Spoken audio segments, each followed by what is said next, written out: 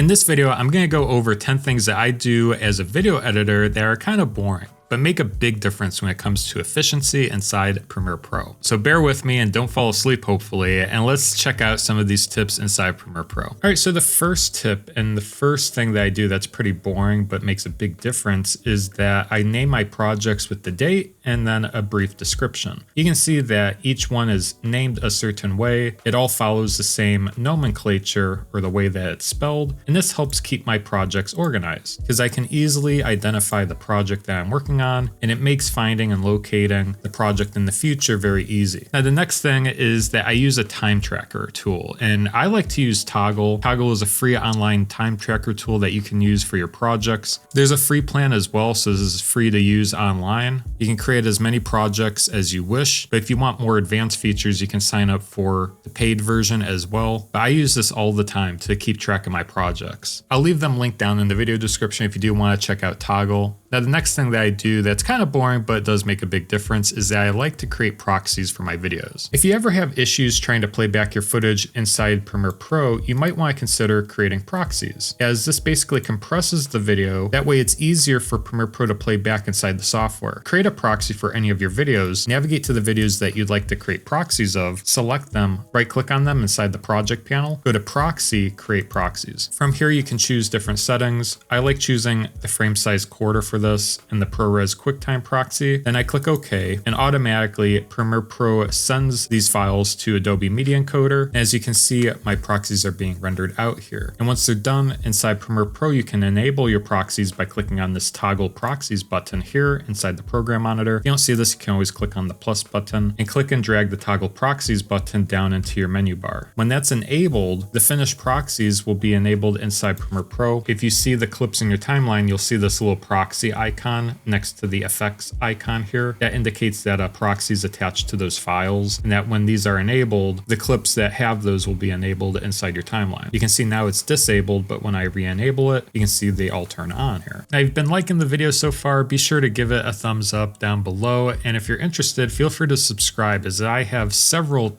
Premiere Pro tutorials on this channel. Now, if you are new to Premiere Pro, you might want to consider checking out my new online course to learn Premiere Pro from start to finish. It has over 6 hours of on-demand videos where you can take your video editing to the next level. Dive deep inside Premiere Pro and really understand the software through and through. If you're ready to take your video editing to the next level, then check out the first link in the video description below.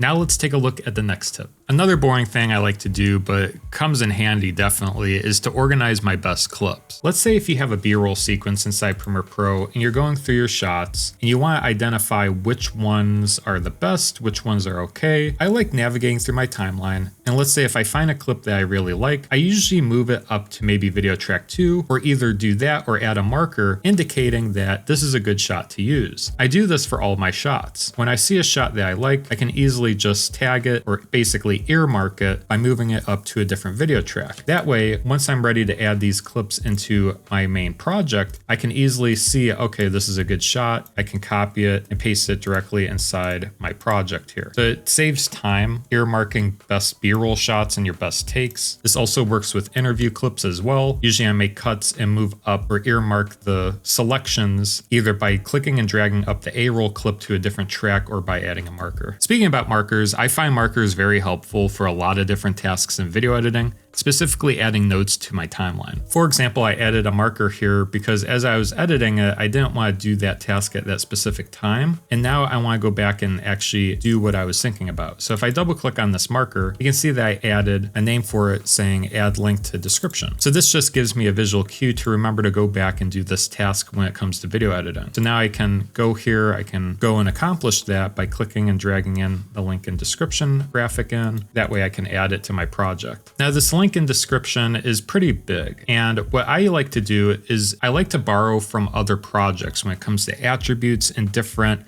files specifically. In my past tutorials, there's always a specific area that this link and description graphic on screen goes to. So I want to copy that attribute so that all my videos match in the future. And what's nice inside Premiere Pro is that you can have more than one project open at a time. So let's say if I go to this tutorial here and I double click to open it and I go and navigate to the earlier part, you can see that I have the same exact graphic, but what I can easily do is go up to edit, copy, and then go back into my other sequence from my other project. And what I can do is go up to edit, paste attributes. I can make sure that motion is checked on and click OK. And that way that motion attribute is pasted so that it matches in this tutorial and the previous tutorial as well. Now, when it comes to clip organization, I like to label my clips inside my project panel, specifically after I've already added them to my project. For example here, when it comes to music, I added in this music track to my clip here. But if I right click and go to reveal in project, what I like doing is relabeling this with a different color, indicating that I have already used this clip in my timeline. Because with all the other music tracks, it's hard to see visually which ones I've already used and which one I didn't use yet. So I like right clicking and going to label. I'll usually label it rose or red for, hey, don't use this. I already used this in my timeline. So this comes in handy. That way, if I extend this video and I go back, I know automatically not to grab this and add it to my timeline. Even when I do it, it's red. It's kind of like, hey, don't use this. So I like doing that just to indicate the different assets that I've already used in my project. Now, when it comes to editing, there's a very efficient way to do editing inside Premiere Pro. I like to work in what are called passes, essentially where you work on one task at a time. So let's say you add in your A-roll clips, your main clips, you make your initial edits, then you color correct, then you make adjustments to audio. Instead of doing everything a little bit at one time, I like to spread it out and work in passes. That way it's a little bit easier to accomplish. In addition to this, I like adding and creating keyboard shortcuts that I use most often as a video editor. One that's very common in my tutorials is the enable shortcut. Since I'm always cutting in between my tutorial screen and my main camera, it comes in handy having a keyboard shortcut to easily just go back and forth between them. And to create custom keyboard shortcuts, you can always go up to Premiere Pro keyboard shortcuts. You can search for the shortcut that you're looking for, scroll down under the different category, and when you find it, you can either clear it out or click and add in another keyboard shortcut here. You can see all the ones that you already have applied up above. And you can always save as a preset at the top here to save your custom keyboard shortcuts. You can see that I have my own custom keyboard shortcuts. Now, another preset that you can save as a video editor is your export settings. When you go to export a video inside Premiere Pro, you can see that I already have my YouTube 1080p preset. So I can easily click that and I don't have to navigate in here and try to determine what to change every single time I export a video. To save an export preset, you can always click on the ellipses here and go to save preset, name your preset and click OK. That will be added to your presets here at the top. You can see I have one for Instagram Reels, so it comes in handy having a few different keyboard shortcuts here. Now, if you want to learn the best export settings for your video, I did make a video going over the best settings for 2026. I will link that video right up here. Feel free to go check that one out. But that does it for this video. Hopefully these weren't too boring, and we'll see you guys in the next one. Take care.